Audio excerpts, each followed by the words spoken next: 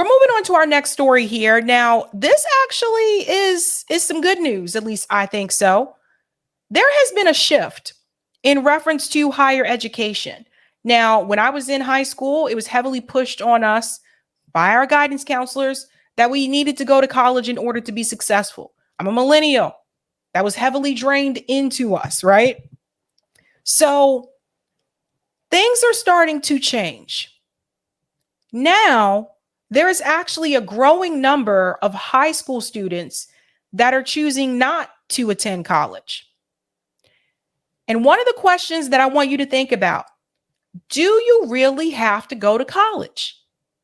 And if you have to take out student loans, is it really worth it for you to go?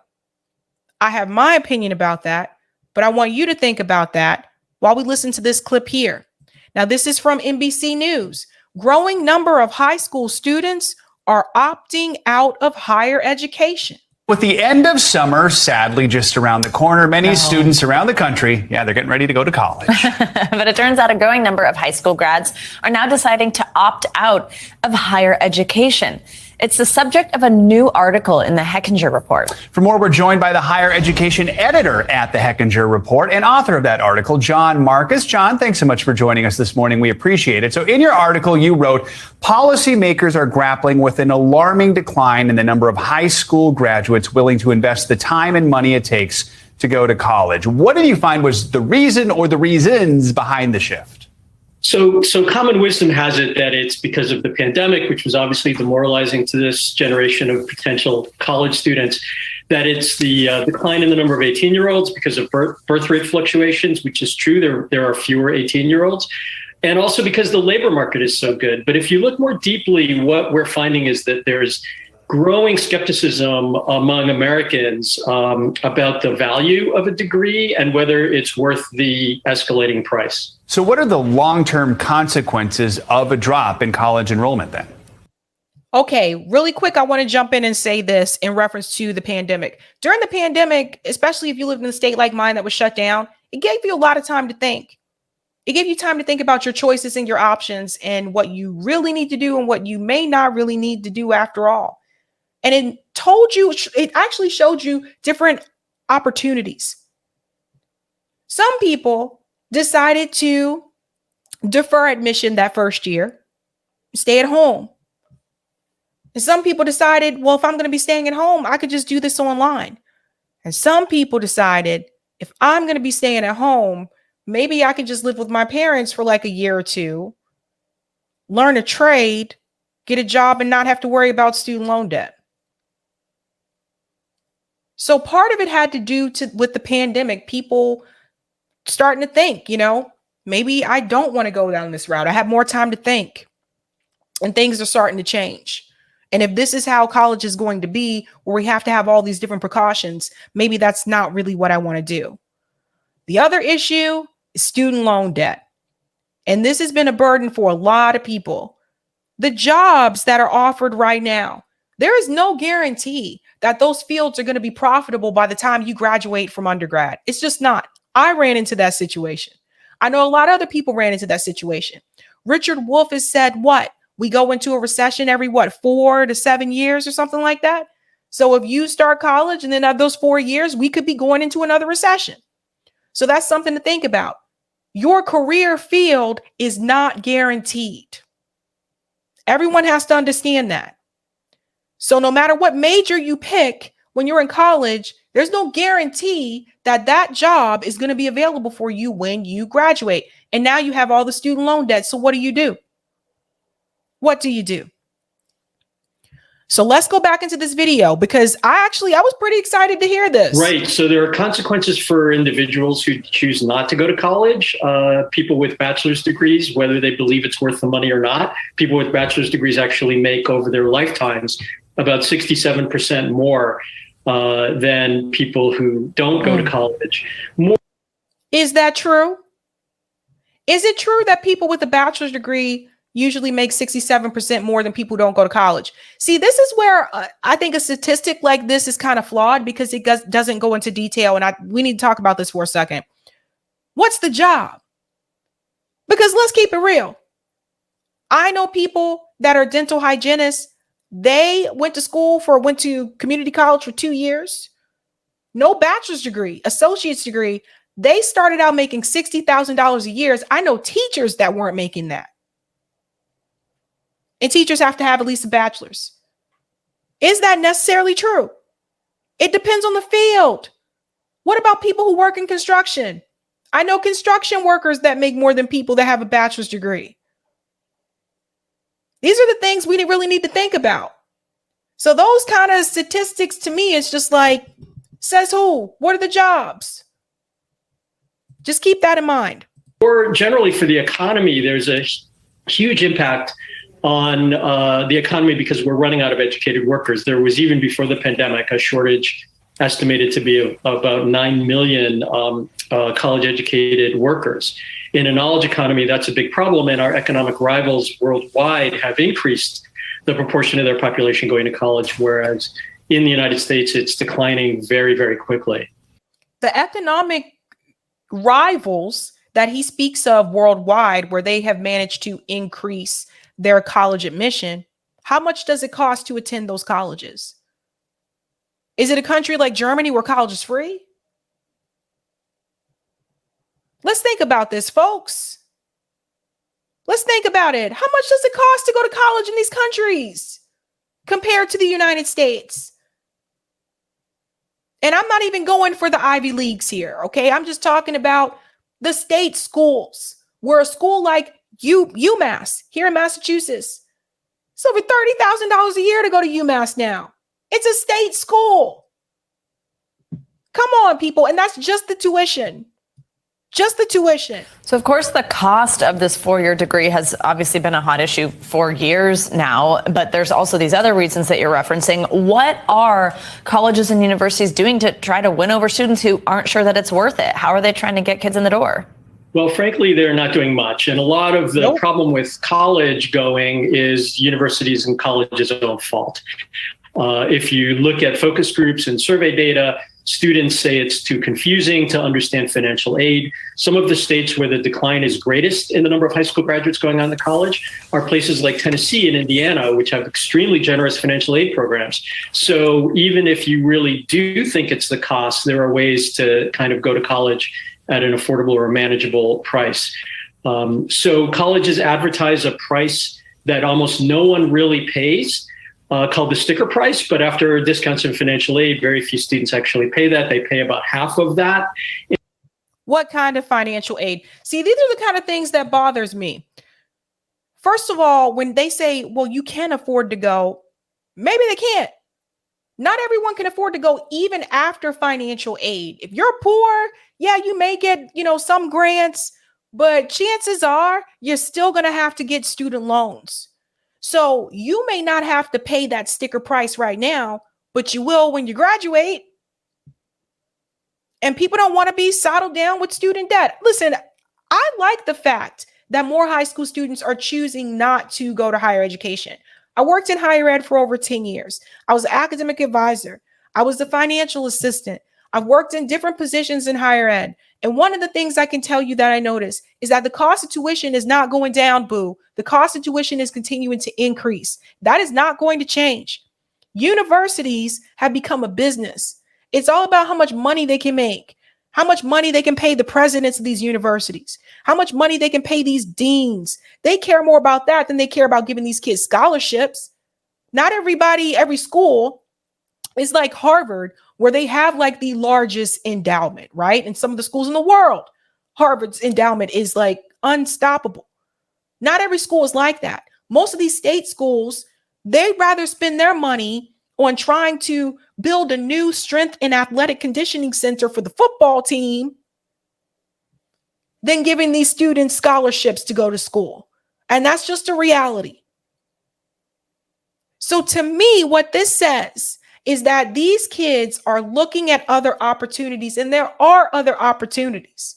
And that's why this is one of the sessions that I'm going to be leading actually as a part of the RBM, the Boston chapter, the Mutual Aid Boston chapter, because I've worked in this field and I know there are other things that you can do. And some of these fields, you're going to make more money where you don't even need a degree. In general, So these long-term policies and the escalating price of college that's been going on forever, finally, I think we've gotten to the breaking point where students and their families are saying no. And one really interesting thing that we unearthed during this writing of this story is these kids' parents are still paying off their college loans. And so they're now less enthusiastic about sending their kids to college, putting their own kids through that same level of debt. Wow, that says something right there when your 18-year-old is going to school and you're still paying off your debt right there. I mean, yeah, what does that tell you about capitalism? What does that tell you about the economy? If the parents are still paying on student loans. You know, it's just, look at this picture, guys. Look at the smiles on their face. Look at him smiling. Look at him smiling. You know, and these people are just, they're actors. It's just, you cannot be shocked by that. If you're interacting with working class people, you cannot be shocked by the fact that some of these kids' parents are still paying on student loans. Doctors. I know doctors who have been paying on student loans for years. And a lot of people say, well, doctors make a lot of money. And how much did they take out to go to med school? Same with lawyers.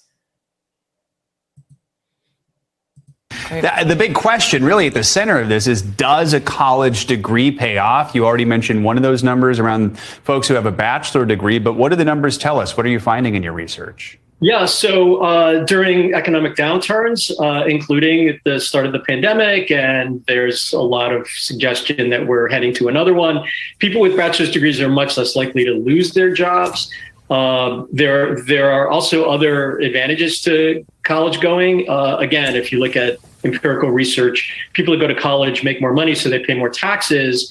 People that don't go to college, therefore, pay less money in taxes, require more social services. So again, it's kind of a drag on the economy. All right. I'm sorry. The framing with this is just really bad. It's just really bad. People that have a bachelor's degree are less likely to lose their job. Really? Tell that to all the people that got laid off during the pandemic, who had bachelor's degrees, who had master's degrees, because the schools or the companies that they worked at decided that it would be cheaper to get rid of them and just dump the work on someone else.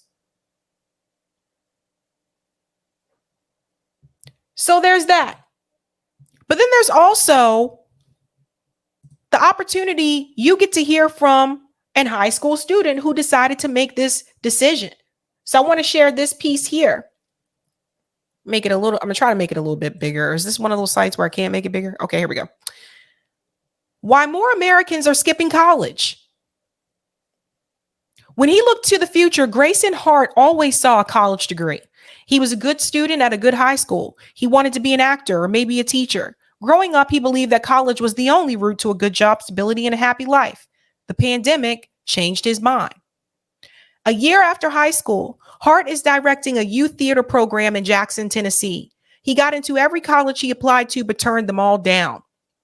Cost was a big factor. Now, if you'll remember in the video that I just played you, he said 2 states in particular, Tennessee and Indiana, the students are choosing not to go to college, but he said it's actually more affordable and they can get more financial assistance. So this kid here is from Tennessee. There were a lot of us with the pandemic. We kind of had a do-it-yourself kind of attitude. Like, oh, I can figure this out. Why do I want to put in all the money to get a piece of paper that really isn't going to help with what I'm doing right now? Hart is among hundreds of thousands of young people who came of age during the pandemic but didn't go to college. Many have turned to hourly jobs or careers that don't require a degree, while others have been deterred by high tuition and the prospect of student debt. Not to mention, some of these hourly jobs are paying a hell of a lot more now because they need people so badly, which goes to show you they could have been paying that all along. Goes on to say here, what first looked like a pandemic blip turned into a crisis. Nationwide undergrad college enrollment dropped 8% from 2019 to 2022, with declines even after returning to in-person classes. That's according to data from the National Student Clearinghouse. The slide in the college going rate since 2018 is the steepest on record, according to the U.S. Bureau of Labor Statistics. Economists say the impact could be dire. At worst, it could signal a new generation with little faith in the value of a college degree. At minimum, it appears those who passed on college during the pandemic are opting out for good. Predictions that they would enroll after a year or two haven't borne out. Fewer college graduates could worsen labor shortages in fields from healthcare to information technology. For those who forego college, it usually means lower lifetime earnings, 75% compared with those who get bachelor's degrees, according to Georgetown University Center on Education and the Workforce.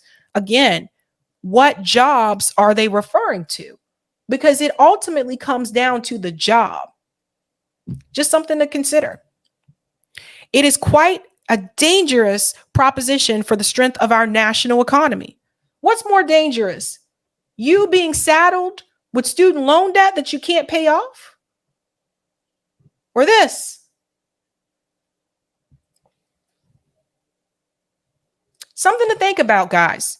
In dozens of interviews with the Associated Press, educators, researchers, and students described a generation jaded by education institutions. Largely left on their own amid remote learning, many took part-time jobs. Some felt they weren't learning anything, and the idea of 4 more years of school or even 2 held little appeal. Not to mention, there's a lot that you can learn now just online. There's some things I really don't need to. If I want to do a yoga class, I don't have to actually go pay to do a yoga class. I can do a yoga class for free on YouTube. One of my students told me before, he said, everything that I've learned here, I have already learned on the internet. That was a big wake-up call to me, right? And they were Gen Z. So it goes on to say, as a kid, Hart dreamed of going to Penn State to study musical theater. His family encouraged college, and he went to a private Christian high school where it's an expectation. But when classes went online, he spent more time pursuing creative outlets. He felt a new sense of independence, and the stress of school faded. I was like, okay, what's this thing that's not on my back constantly? I can do things that I can enjoy. I can also do things that are important to me. And I kind of relaxed more in life and enjoyed life. It happened at public as well as private schools. Some counselors and principals were shocked to see graduates flocking to jobs at Amazon warehouses or scratching together income in the gig economy. The shift has been stark in Jackson, where just 4 in 10 of the county's public high school graduates immediately went to college in 2021, down from 6 in 10 in 2019. Jackson's leaders say young people are taking restaurant and retail jobs that pay more than ever. Some are being recruited by manufacturing companies that had aggressively raised wages to fill the shortages. And that's what I was just telling you guys about. Some of these companies are paying more now. And not to mention, I'm going to keep it real. Depending on which one you work at, if you're a waitress or you're a bartender, you can do pretty good. Depending on who you work with, where you're at, you can actually do pretty good. I know, I waited tables for quite some time. It just all depends. But this is what is happening now, guys. And here's an example here with Daniel Moody. Daniel Moody was recruited to run plumbing for the plant after graduating from Memphis High School in 2021. Now earning $24 an hour, he's glad he passed on college. And that's another thing. We have people, depending on what state you live in this country, if you go into education, your teacher, especially if you're teaching pre-K or kindergarten, especially, you're not making $24 an hour, depending on which state you live in. But you have those student loans.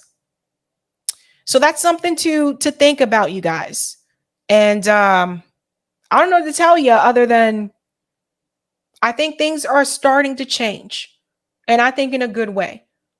I don't want to see these kids saddled with like student loan debt like myself and some of my peers are. If you can do a different route, do a different route. That's my advice on that. Now, obviously, there are some professions where you have to have a college degree, right? If you want to be a lawyer, you do have to go to college. But there are other opportunities out there. Thank you for the super chat, Roger. I was going to ask that when Dora came to New York, you beat me to it. Oh, I'm sorry, Roger. Thank you, Turbo. Go to tech school. You become actually skilled for real. Thank you, Sayup Shorty. That's an interesting name. I always encourage young people in my life to get a trade. Always able to keep my head above water with my tools. You can always go back to school, but you don't want to be a 30-year-old apprentice. That's a good point. Mary, thank you. I'm setting on a college degree and could not find a career in my field. Now I'm a postal carrier to pay off my student loan debt. Plus, USPS pays pretty good to not need a degree. That's another one too. Like the post office, I've heard pays pretty well. Turbo, thank you. Get a skilled trade. When the shit goes down, you will be crucial in the reboot. Financial analysts won't be very useful. I have a little joke about that to tell you in a second. Thank you. Social emotional learning with Dr. Donnie. Preach it, girl. Academia, it's an ugly reality. Yeah, it's a something.